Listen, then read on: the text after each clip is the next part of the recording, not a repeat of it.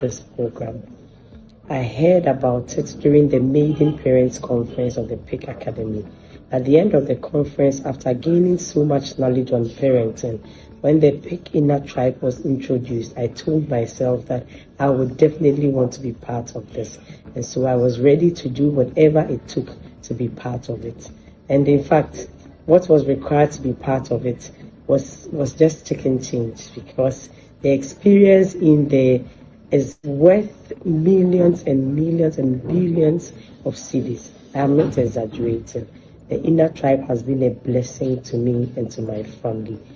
It is a place where parents are urged on to raise and nurture responsible children who grow up to transform generations.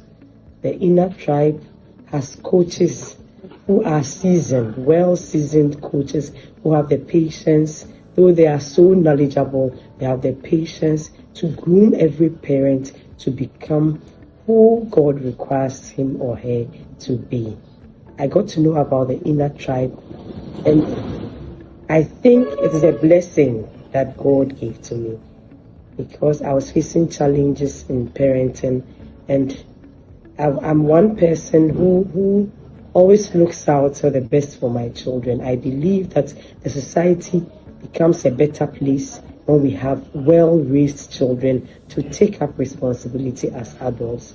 And so I have always wanted a safe place to receive safe and sound direction on how to raise children. And I tell you, the Inner Tribe is the place for that. There are daily connection activities. There are weekly seminars. There are activities to do. We read books that pertains to so many aspects of parenting and a whole lot. It is a place that you cannot be and then be a passive parent. My life has changed simply because I became a triber, and I will not trade that for anything. Any opportunity I have to enroll again as a triber, I will be the first to be there, because the experience there is life-changing. I urge every parent here to enroll as an Inner Tribe member, to receive sound direction, to be helped, to be supported. We have coaches who go all out.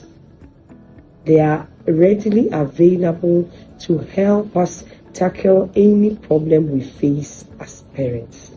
We are not only trained in the area of child upbringing, but even as parents, we are also trained to imbibe discipline, to focus on our parenting journey, financial prudence, every other aspect that is required to be the parent that you are expected to be. It is taught in the Inner Tribe. We are not done yet, but the way things are going in there, it even shapes you as a wife, as a career woman, as a manager, wherever you are. As you enroll in the Inner Tribe, you realize that you receive wisdom, you receive tutelage to enable you perform better in any area of your life. In less than 1 year of enrolling in the Inner Tribe, the transformation I see in my children and even in myself is tremendous. It is incredible. I realize that my children now follow the routines that we have set together as a family. My parenting journey has become much easier. And then I have now come to agree that, in fact, a lot of the things we go through as parents is simply because we ourselves are not ready. We are not trained for the parenting journey, and we only vent our anger on the children. And so, kind courtesy the Inner Tribe, my home is now a no caning, no spanking, no yelling zone. And meanwhile, everything works as planned. We did not get there in a day. We had daily connection activities that, in my estimation, I do not know where we're heading towards with those connection activities. But as they all came together, I now begin to understand the saying of our coaches always that once you are well connected to your child, whatever you say, whatever you ask them to do, they do it with ease. It is very true. The experience in the inner tribe cannot.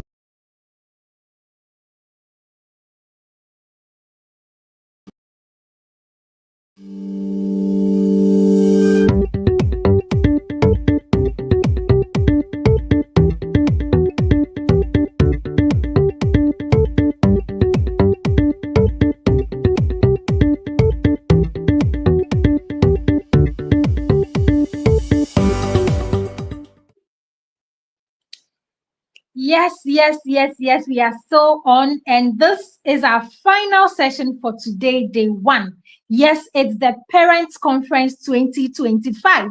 Are you enjoying the sessions? Are you taking notes? Are you learning? Are you sharing the link with other parents? If you haven't, you still have the opportunity, because after some time, we are going to put all the links down. You're not going to have it for free again. So this is your opportunity to watch and also share with other parents who are closer to you so that they can also learn.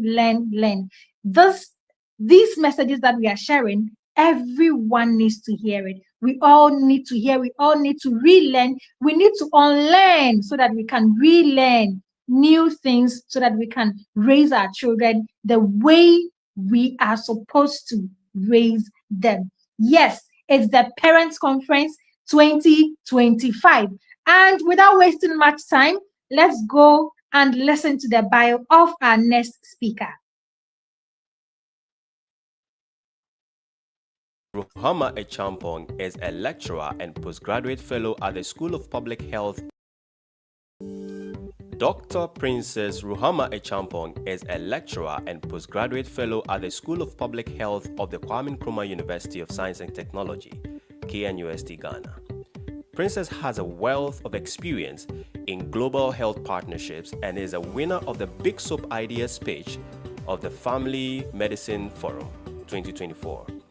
As a researcher, Princess has worked extensively in the areas of maternal and child health, M-health, malaria, epidemiology, public health nutrition, primary health care, health promotion, health literacy, and gender.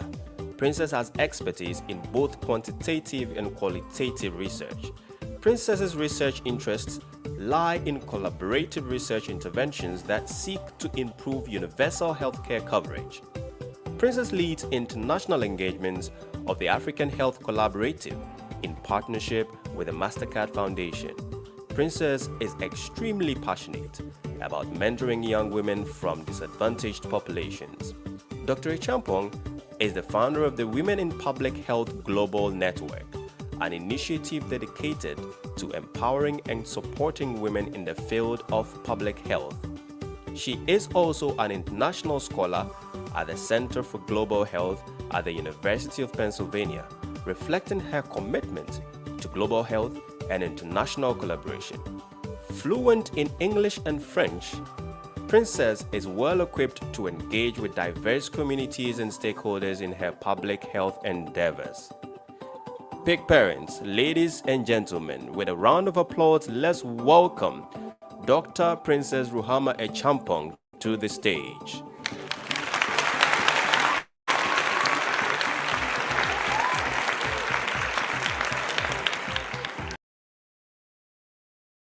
Hello, everyone. Thank you very much for the elaborate introduction.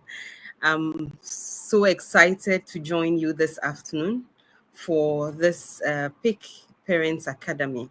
It's my first time being a speaker, but I've joined once. I think last year someone shared it with me, and I love the concept. So I'm proud to be a part of you this very afternoon, and I welcome all of you wherever you are from, Ghana, Nigeria, whichever country you are from. I bring you greetings from Kumasi. I'm currently seated in my home in Kumasi, and I've been waiting to have this wonderful session with parents like you. So I think that we are going to be speaking about emotional mastery for parents who want peace at home. Okay.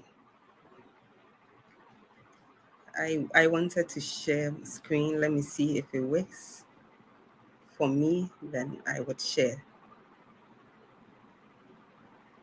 Okay, then it doesn't work. So please keep sharing for me. Okay, so this afternoon, it's going to be a discussion sort of. I don't want to be the only one speaking at a point. I think I would like to hear one or two views about what we are talking about. So from reacting to responding, emotional mastery for parents who want peace at home. I believe everyone here this afternoon wants peace. Nobody wants war. Nobody wants strife. Nobody wants a place that is in disarray. We all love peace. There's nothing compared to peace. I don't know if there's anyone here who doesn't enjoy a me time where you are so peaceful. You have nothing going on in your mind and you are so peaceful. So this afternoon, we'll be engaging in this. Next slide, please. So just a brief background. I resonate with anyone here. I am a mother of 3 children and happily married to Mr. Champong, a lawyer.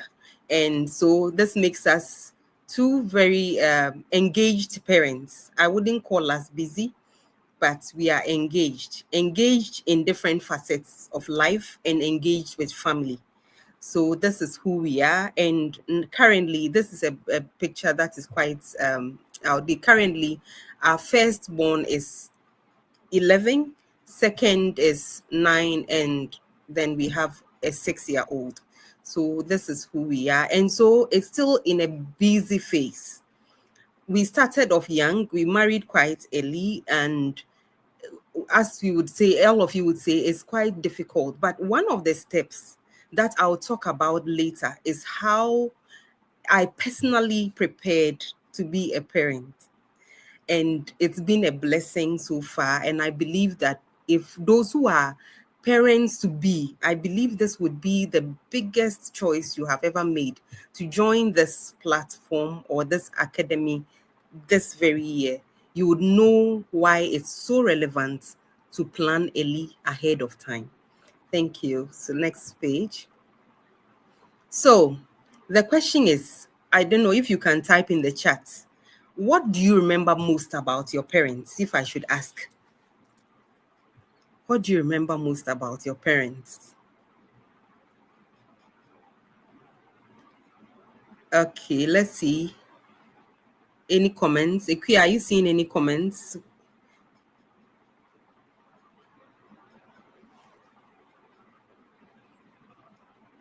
Okay, can anyone read any comments?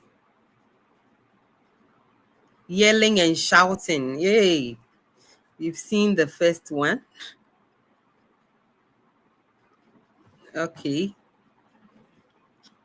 Okay. I also remember a mother who would, where should I put this? Maybe she's giving you an instruction, and where should I put this cup? You didn't hear, then she can tell you that put it on your head, which means that's a reaction at the time. She wouldn't tell you a second time, put it on your head. If you have been with an African mother, this should resonate with you. Chit chat during the evenings. Okay, some people remember chit chat during the evenings. My mother beating, yes, they wouldn't spare you.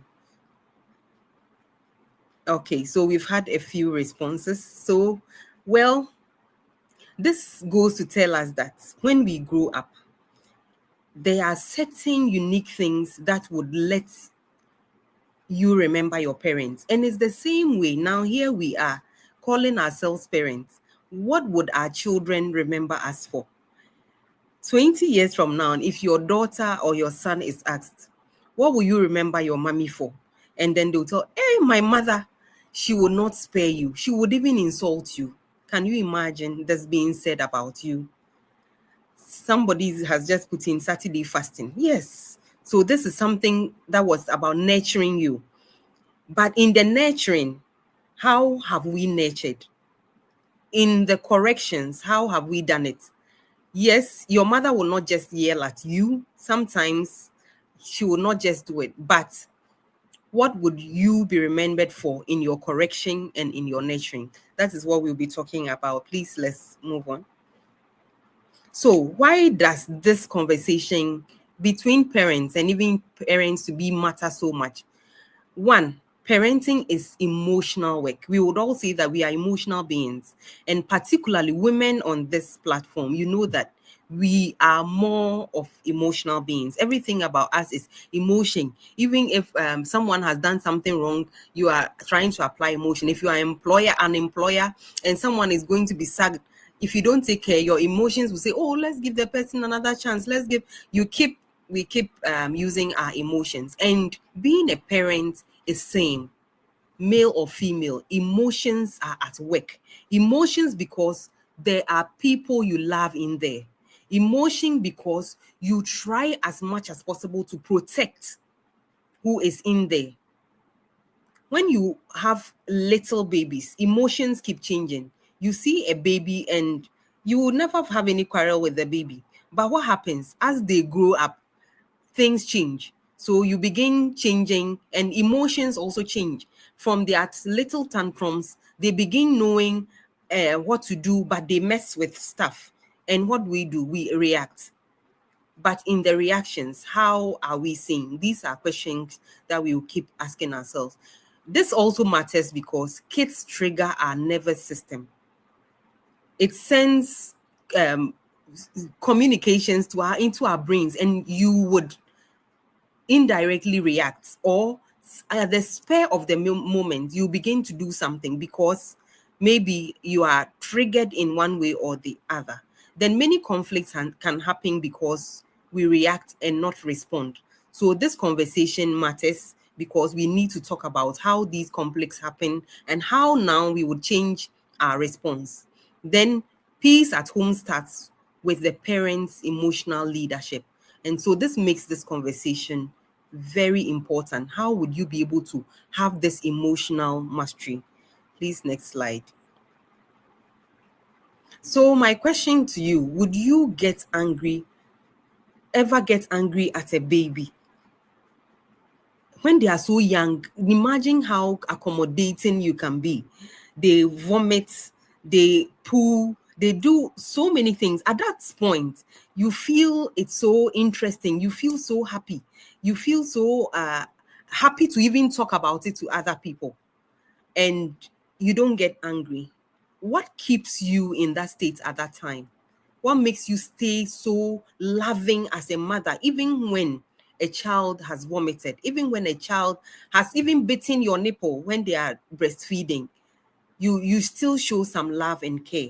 And this is the emotion I want us to carry on. Why are we not able to carry on these emotions? Who change? Our children change? Do we also change? How can we have mastery over some of these emotions we had for our babies who we wouldn't get angry at?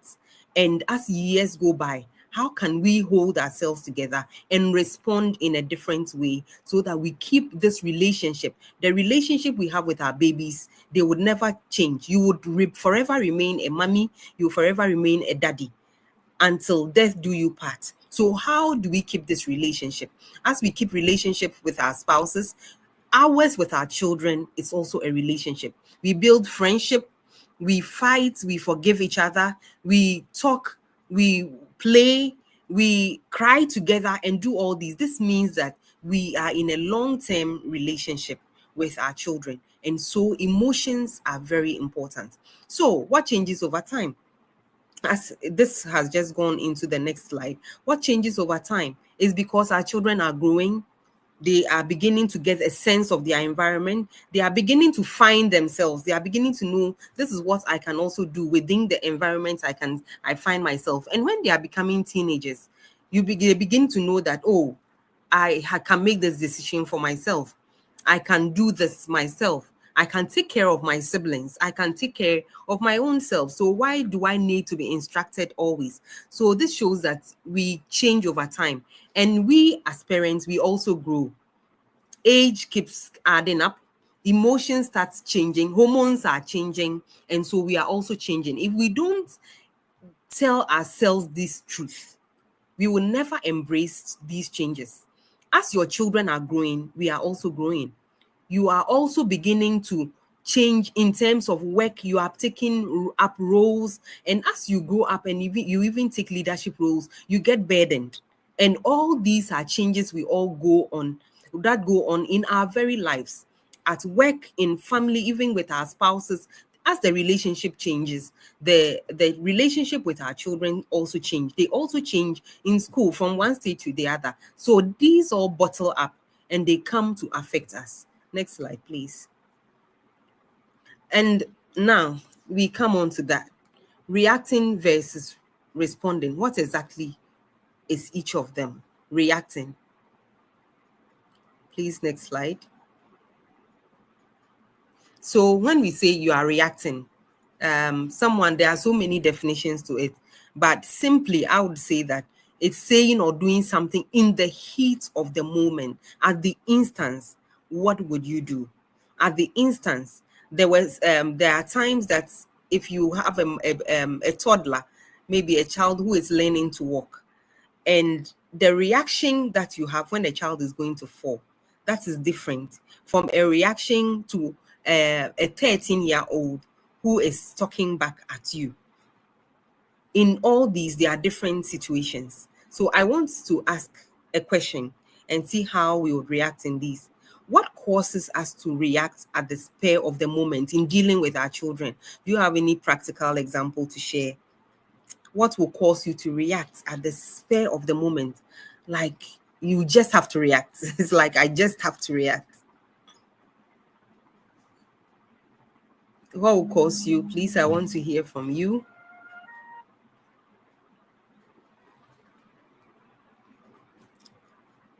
Please, audience, can I hear from you? What will cause you to react? Or in the past, what has caused you to react at the spur of the moment?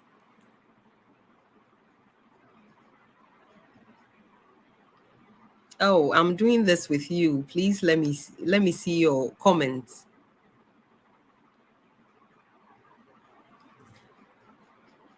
Pressure. Someone says pressure around us. Ida, thank you for your answer. Any other answer?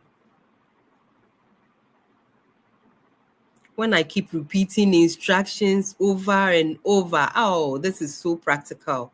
And with our children, no parent here will tell me that you say something once and that is it. You wouldn't say it once and that is it. Sometimes we can be fortunate, but at other times, we wouldn't get it like that. Any other? When I get overwhelmed, when I'm stressed out, when my child messes up, all these are very practical examples that people are giving. So next slide, please. When you are agitated. So the question here is, we all know what would make us react at the spur of the moment. And growing up, you would know that we often do not learn about ourselves. We don't get to know who we are. So reaction starts way back before we get into parenting. But the question is, do we assess ourselves and get to know ourselves and plan ahead of time?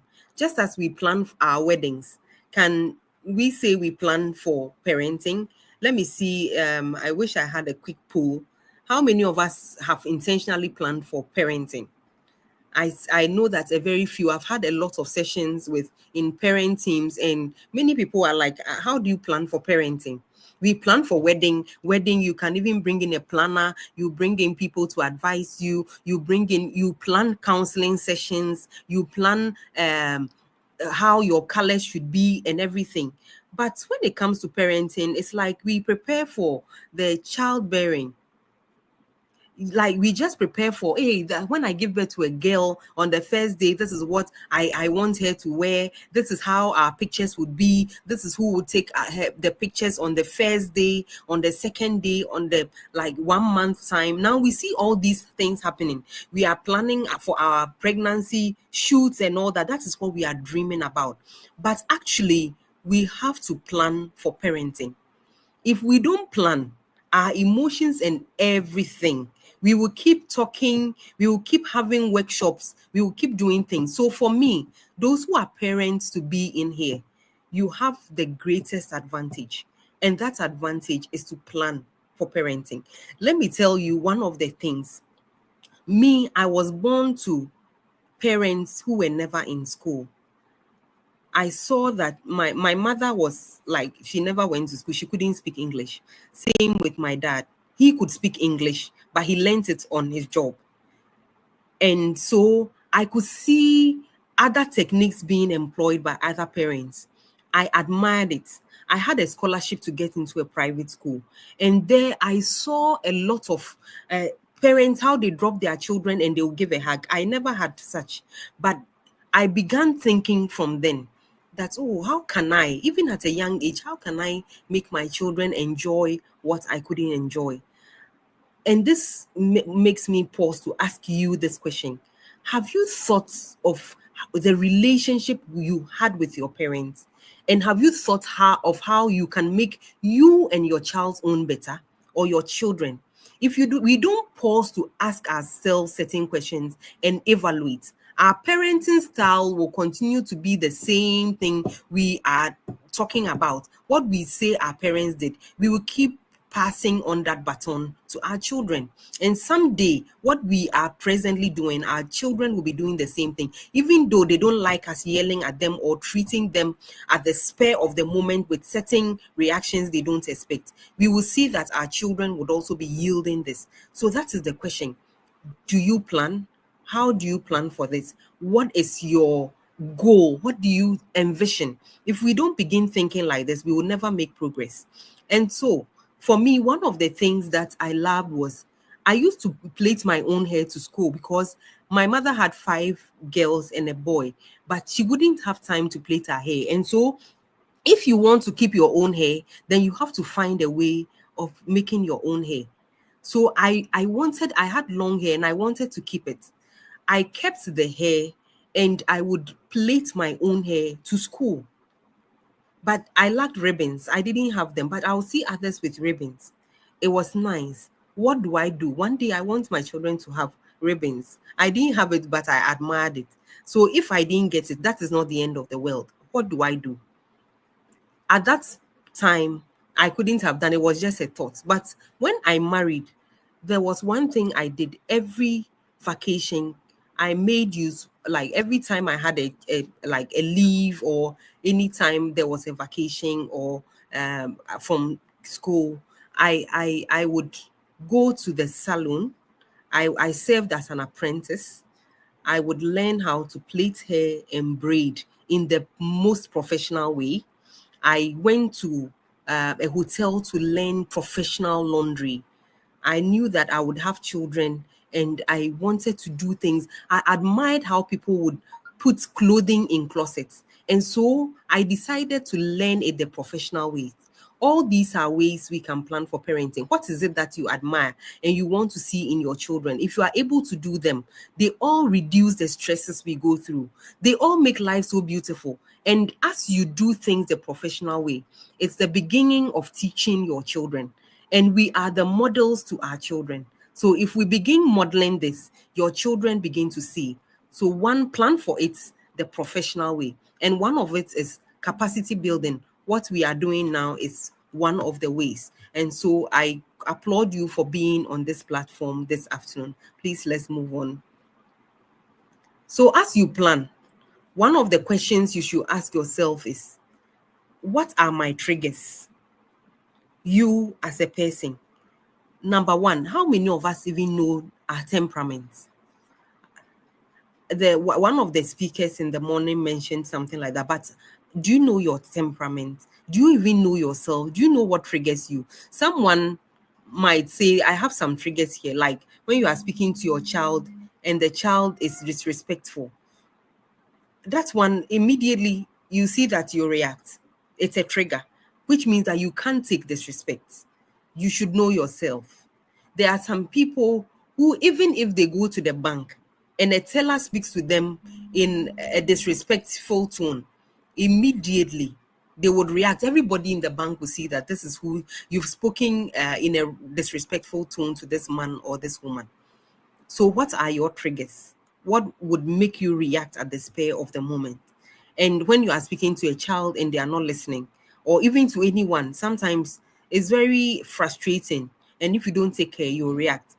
How many of us have seen sibling fights? It's nothing interesting.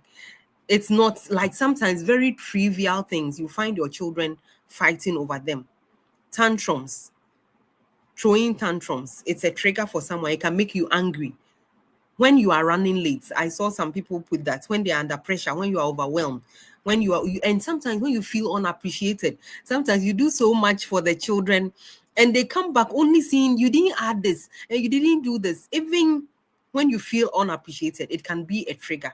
But yours, what is it? My triggers may be different from your triggers. When I am overwhelmed, my triggers may be different. It might not be that I'll shout. Sometimes it will make me withdraw, or sometimes it will make you start cleaning. People have ways they respond to some of these triggers. But the question is, what are your triggers? It's time we picked pen and paper and you ask yourself these questions. As a parent, if I pick each of my children, and of course, each of the children are different. And if you want to treat each of them in the same way, it would not work. So as you plan for parenting, you may want to know who each of your children is. They react differently and they respond differently. So in the same way, pick pen and paper and write, what is it that my firstborn does that I don't like, and it often makes me angry at him or her? List them. Pick another, the next child. My child, how does she react? Is she the messy one? Is she the one who throws things and never picks them up? Then you begin to see that you have a sanguine or a child who will always welcome people and doesn't have security measures. It will make you react. But what are these triggers from this child? Pick each one of them. That is how I was able to assess my children. I saw that one is quiet and will be in her space, but by the time she would get up, you would have work to do. So at that point in time, I have to deal with her differently. And that rule wouldn't go for the one who would always clean. That person, that child also has another weakness or another thing that triggers me. So you have to know the children individually and what each of them's trigger is. So we have to know these. Please, I hope you all getting along. If you are not getting me, you can just send me a message in the chat. And now a big trigger is a marital relationship. When a family, a marriage is distracted, it has a big influence on our emotions. And at the end of the day, children tend to struggle. Children tend to suffer. So please, we have to make sure that even as we are working this, our marriages are also getting in shape. Please, I hope I'm still being gotten. Any response? Please, can you hear me?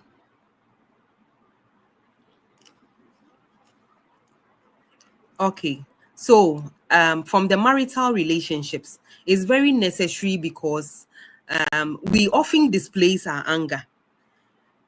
If the marriage is not working, the parents often displace the anger on children, or if two parents are not talking to each other. I happen to teach teens in church.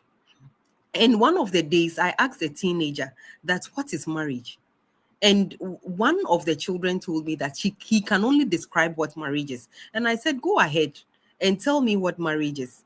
And the gentleman said that, so marriage is two people who are sometimes not talking to each other and they behave in a funny way and they think the children never get to know.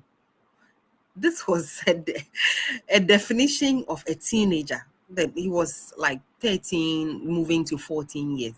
So which means that they see these and often they know they are triggers. So another person said that. So, and I said that, so if they are not talking to each other, what happens? Then they say that we become their punching bags, or we become the ones they yell at. So the teenagers are even seeing that when you don't have a good relationship with your spouse, it affects them because you are already irritated or you are angry. So they are the people you displace your anger on. Anybody who has done anything psychology knows that you can displace anger. You are angry, but you want the next person by you to suffer it. And that often does not work. Sometimes we all know that the very things we are angry about, the children have nothing to do with it, but painfully we displace these angers on them and they suffer in the end. How many of you have yelled at your child in the morning and they go to school and you have even felt bad because you wonder that this was the last statement I gave to my child, I made to my child, and the child will live with this statement from that 8 a.m. or that 7 a.m. you yelled at the child till the afternoon. How many of us have sat back and thought about how we leave them, you see them off, and how would they remember you in the day? You will feel so terrible at times. I've done it. I know any parent, like sometimes you want them to be on time. Maybe you wake up so early, you make sure you do everything. But just because of a laze or filling water in the bottle to pick, or even a book they cannot find, it can just destroy the whole atmosphere in the home. But at that point in time, if you don't hold yourself together, the end result, what is it? You would leave a child who goes to school very broken, very sad. And to top it, they will go and meet a teacher who would yell at them or would give them an attitude because of the very homework you were angry about or the bottle. And it compounds and the child is frustrated. But who are they to talk about it? They come back to meet you, you are still angry because you remember. And we particularly Africans and women, we are so sharp that we will remember. But you this morning, we can connect one thing to another. When they come back and they make another mistake, that is what you did. And in the morning, I did this. And you will freshen the whole thing. And the child will feel so terrible. I mean, we hurt our children. We say certain things that hurt them. And so mastering our emotion is very important. Please, let's move to the next slide. So I would like to say that the awareness of the triggers, and I mentioned that each of the children have the triggers. What triggers you? Each of them. They have different things which trigger you. Don't put them all in one pot. Of course, because they are genetically inclined, sometimes you have them having similar attitudes, and those very things will make you angry. But each of them, just identify this. From today, just identify which trigger each of them presents. Please, you get it. Okay. So the first step is knowing how to master the triggers, what they are. And if you are able to know the triggers, then you are halfway gone. It's just like sharing your problem. It makes it halfway solved. So once you know it, then you are good to go. You know the triggers. That is it. Please, next slide. And so the next thing is having honest conversation with our children. Once you know the trigger, you have to let your children know that, you see, when I come from work and you see me not smiling at you at school, like, tell the children, it means I'm stressed. And maybe what you can tell me is, Mommy, everything will be okay. These are things I have personally told my children, and it helped me so much. When I go to pick them from school and they see me in a bad mood, they will know that, no, Mommy isn't in a good. So one of them can just hold my hand and say, Mommy, everything will be okay. And you see, you would have to leave everything and attend to them because you are in this situation. So it's good to let the children know, even no matter how young they are, they really understand you. And the little Mommy, you'll be okay. It saves us from a lot of these reactions. It helps us to even contain. We also need help. It helps you to contain these emotions that would make you react from that time you pick them. If you don't take care, you start fighting the first child who enters the car. Why are you dirty? Why is your bottle not here? Then the conversation will continue in the car. If you don't take care, you will not even ask them that, how was your day at school? Or how did lessons go on? Did you have any challenge? Was there anything that bothered you at school? You know, if you start these conversations, the children will pour out their heart to you. That is when they'll be your friends. But if you come from work with your emotion, from a stress boss to yourself, then you begin displacing your anger on these children. In fact, you begin to mess their emotions themselves. So your emotion is messed up. You mess up the child's emotion, and they begin to learn from you that if I am stressed up, this is how I can react. And it becomes a norm when it should be something that you should be changing. Please, let's move on. So honest conversations are very important. After honest conversations, what next? We have to learn to master your emotions. Now there are so many platforms where you can learn. How do I do it? How do I learn from other parents? Sometimes we even see certain parents who maybe on social media, they are even showing their lives as parents. Of course, we can't say that is real life, but there are one or two things we can learn from them. You can read books. I have a very big library, and one of the books is Raising Emotionally Intelligent Children from Brian Tracy. And some of these, they tell you teenagers. We have books for teenagers. We have books for children who are under 5. You can let them also write, what do I do that you are not happy about? Have the honest monitoring with your children and evaluation of your life. What do I do that you don't like? They will tell you that you yelling at us, we don't like it. Then you can ask, how do you want me to do it differently? Then they will tell you. Then you can also be honest with them, this and that and that. When you do it this way, I don't like it. There you begin to understand each other. When you norm and you storm, you begin to know how to engage. So we learn. And PI's Pick Parents Academy is a great example. The launching of the app to be able to help us mentor and do other things, they are all very important. So I recommend that when they bring up new initiatives, we should all get on board and learn from each other. This is a platform. Maybe this is how I have done it. I have been able to prepare for parenting so that I'll have my girls' hair neatly done always, or I'll be able to learn how to sew certain things. I would learn certain things professionally. It's something you might have learned today. It's something that I can learn from another parent on the platform, that I should learn to master my emotion this way. I should have honest conversations with my children.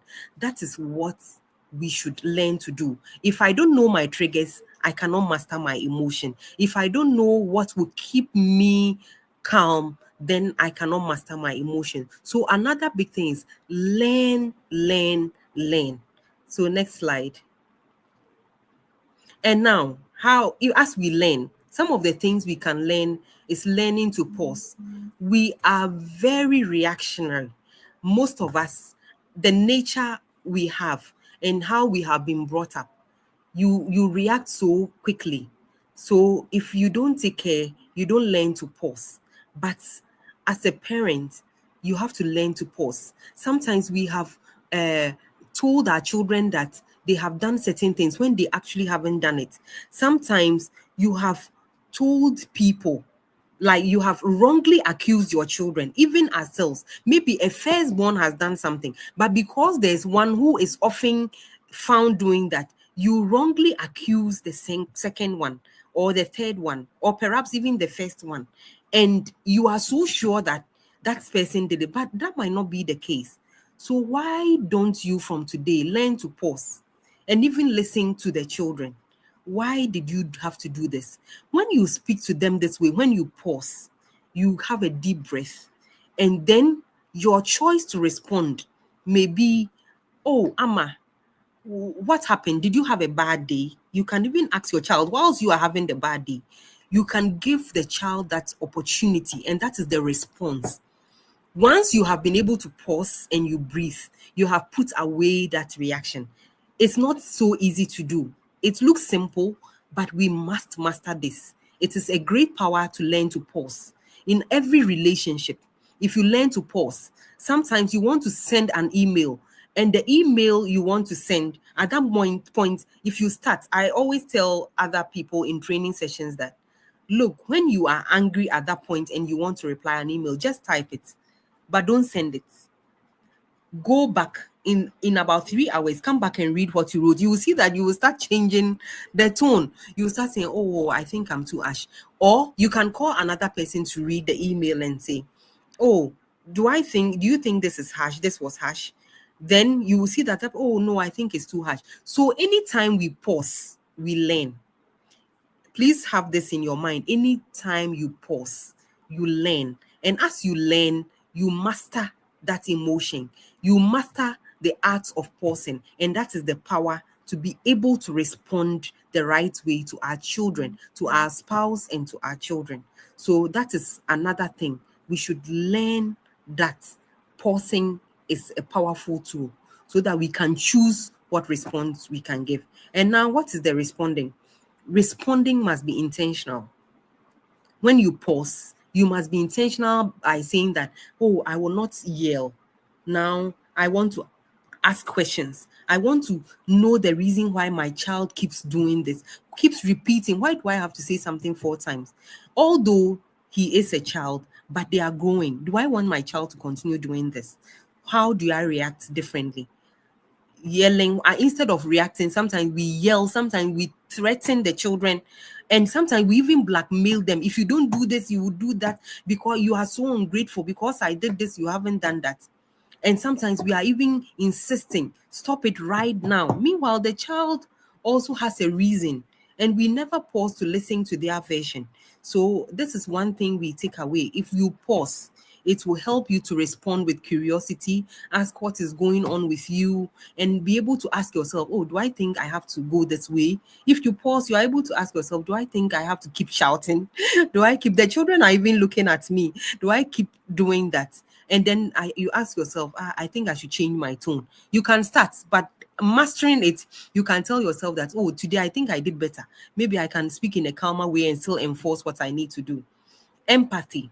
Sometimes when you are saying it and you look at a child just looking at you with all the respect, and the child cannot even answer because you have told the child that we know that respect is not replying your parent, and they are so quiet looking at you and cannot even say that, oh, mommy, please, I did not do it. You don't give the child a chance. We hurt our children so much. And it is time we become a different crop of parents. I say this with passion because how many times have you broken your child's emotion, even your child's curiosity, your child wanting to do something in a different way, and you are insisting it must be done your way? How many times haven't you broken your child? And they wouldn't tell you about it because the next time they come, you might repeat the same reaction. You might yell. But it's time for us to put this away and use different measures. I would emphasize, learn to pause. Pausing would help your own emotion. It will help your own health. It will help your own life. It will help you to think. It will help you to reimagine the parent you want to be at that point in time. Is that the right way I should react? Sometimes empathy, why don't you withdraw certain benefits and explain to the child? And that still brings us back to the conversations. Let the child know the consequences or why you have to withdraw certain benefits, just for them to be able to learn. And be quick to let them know that I need to train you.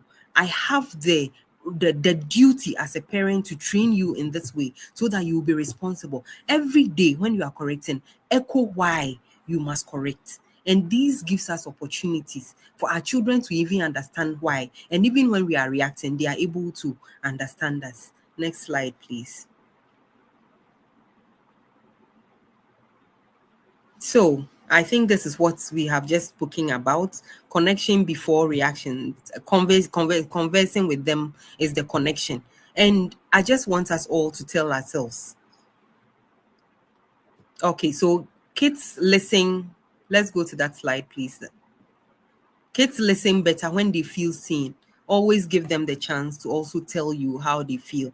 Even sometimes when you have been angry, just go back. Find the opportunity and sit with your children. Even if they are 3, they are 4, 5.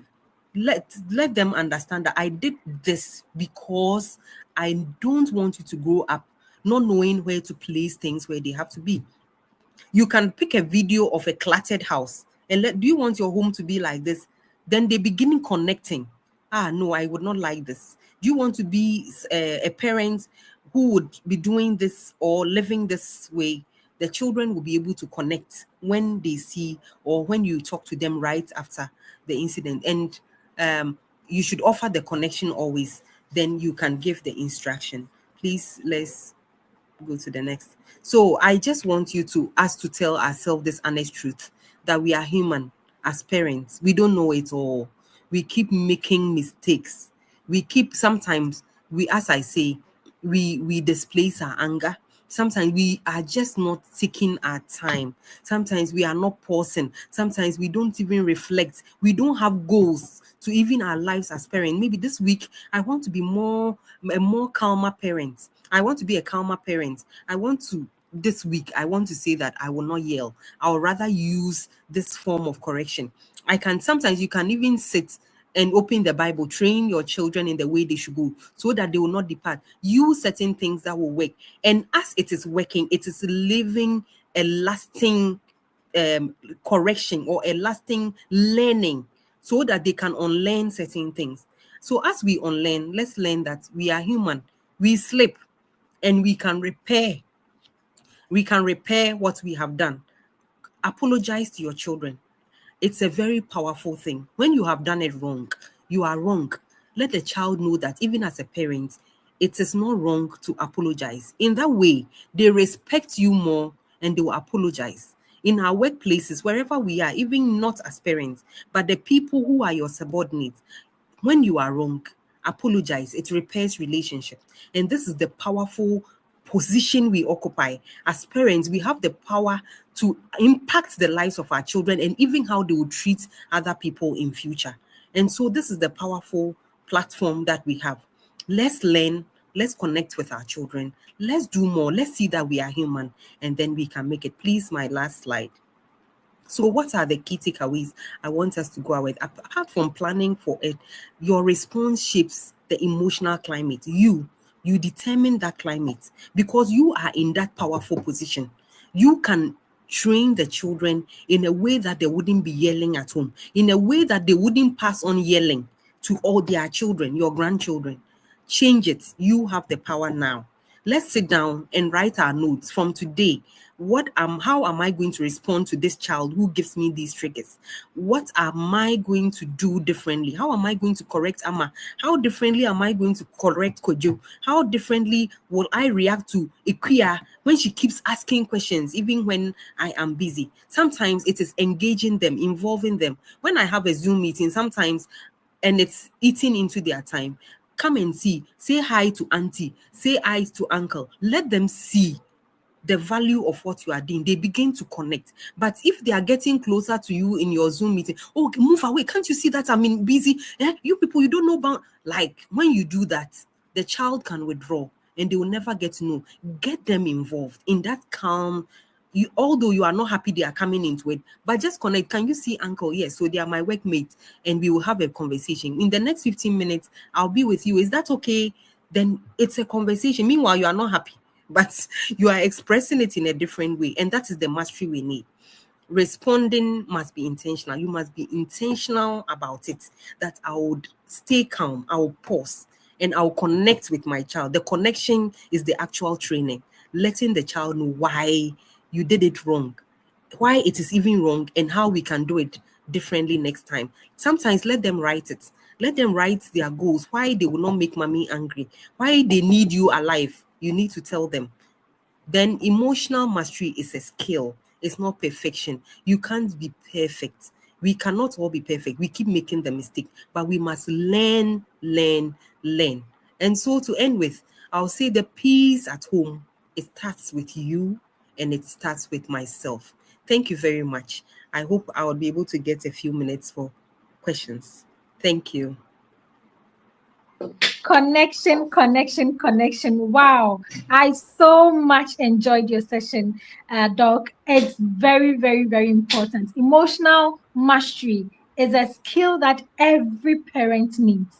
It's very, very important that we have that skill so that we can raise our children well. Some time back, I had a parent reach out to me and she was like, do you think I can even control my emotions at all? I've tried everything and still I'm not able to. And I told her that, no, you have tried what you know. There are ways that you can actually learn to control your emotions. And as Doc said, it's a process. You don't just come here and listen to Doc's session and then you say, I've mastered my emotions. No, it's something that you need to do continuously.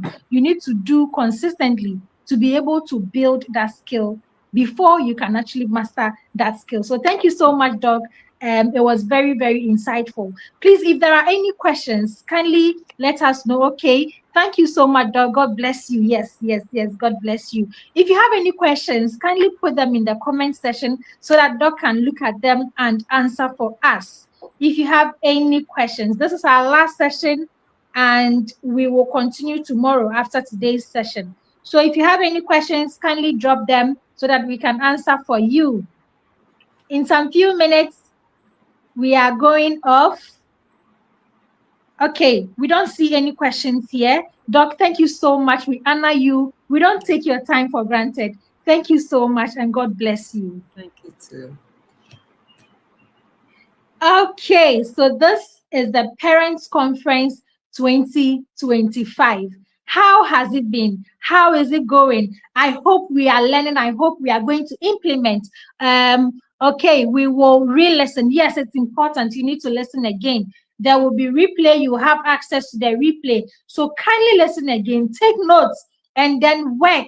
Implementation, I say all the time. If you listen without implementing, you are not going to see any results. But if you listen, you take notes, you implement, that is when you really learn. That is when it becomes part of you. That is when it becomes more practical. You know, okay, these are my triggers. These are the things my children do to trigger me. And these are ways I can actually control myself whenever I feel any kind of emotion at all. Your children are not responsible for how you feel. You are in control of your feelings. And don't think that someone always makes you angry. Someone always, makes you this. You are in control of your emotions. That is what we need to know as parents. I hope this session, today's sessions, all the sessions we've had has been really, really, really insightful. Share that thing that you have learned. What is one thing you have learned from speaker 1, 2, 3, 4? What have you learned? What have you learned? Share with us in the comment section. What have you learned? It's been interesting. Wow. Thank you so much for your comments. It's been interesting. Yes, it's been very, very insightful for me. It's been mind-blowing. We've learned a lot today, and we are going to continue again tomorrow, same time, 10 a.m. Don't miss tomorrow's sessions. It's going to be, tomorrow. I think we are having 5 sessions tomorrow. I'll confirm that, but I think we're having 5 sessions, and don't miss any session. Share the link. They can still join the group with you. You can share with your parents, other parents, your family members, your friends, so that they can all learn. If the people closer to you know what you know, it makes parenting easier for you. Trust me, it makes parenting easier. So share with anyone around you, anyone near you, so that they can also learn what we are learning here. Thank you so much for joining, and enjoy an amazing, amazing day. See you all tomorrow. Bye. Will be talked about in a few. Definitely want to be part of this, and so I was ready to do whatever it took to be part of it. And in fact, what was required to be part of it was just chicken change, because the experience in there is worth millions and millions and billions of cedis. I am not exaggerating. The Inner Tribe has been a blessing to me and to my family. It is a place where parents are urged on to raise and nurture responsible children who will grow up to transform generations. The Inner Tribe has coaches who are seasoned, well-seasoned coaches who have the patience, though they are so knowledgeable, they have the patience to groom every parent to become who God requires him or her to be. I got to know about the inner tribe, and I think it is a blessing that God gave to me, because I was facing challenges in parenting, and I'm one person who always looks out for the best for my children. I believe that the society becomes a better place when we have well-raised children to take up responsibility as adults. And so I have always wanted a safe place to receive safe and sound direction on how to raise children. And I tell you, the inner tribe is the place for that. There are daily connection activities. There are weekly seminars. There are activities to do. We read books that pertains to so many aspects of parenting and a whole lot. It is a place that you cannot be and then be a passive parent. My life has changed simply because I became a triber, and I will not trade that for anything. Any opportunity I have to enroll again as a triber, I will be the first to be there, because the experience there is life-changing. I urge every parent here to enroll as an inner tribe member, to receive sound direction, to be helped, to be supported. We have coaches who go all out. They are readily available to help us tackle any problem we face as parents. We are not only trained in the area of child upbringing, but even as parents, we are also trained to imbibe discipline, to focus on our parenting journey, financial prudence, every other aspect that is required to be the parents that you are expected to be. It is taught in the inner tribe. We are not done yet, but the way things are going in there, it even shapes you as a wife, as a career woman, as a manager, wherever you are. As you enroll in the inner tribe, you realize that you receive wisdom, you receive tutelage to enable you perform better in any area of your life. In less than 1 year of enrolling in the inner tribe, the transformation I see in my children and even in myself is tremendous. It is incredible. I realize that my children now follow the routines that we have set together as a family. My parenting journey has become much easier. And then I have now come to agree that, in fact, a lot of the things we go through as parents is simply because we ourselves are not ready. We are not trained for the parenting journey, and we only vent our anger on the children. And so, kind courtesy the inner tribe, my home is now a no caning, no spanking, no yelling zone. And meanwhile, everything works as planned. We did not get there in a day. We had daily connection activities that, in my estimation, I do not know where we're heading towards with those connection activities. But as they all came together, I now came to understand the saying of our coaches always, that once you are well connected to your child, whatever you say, whatever you ask them to do, they do it with ease. It is very true. The experience in the inner tribe cannot be talked about in a few minutes. You need to experience it to understand what we are talking about. It is a place to be. I would urge every parent, no matter the sacrifice it will take to be part of this inner tribe, if only you want to raise generational giants, if you want to raise well-rounded children who are equipped in every aspect of their lives, children who can take up responsibility, children who change the status quo, then I urge you to enroll as an inner triber, and I bet you your life will never be the same.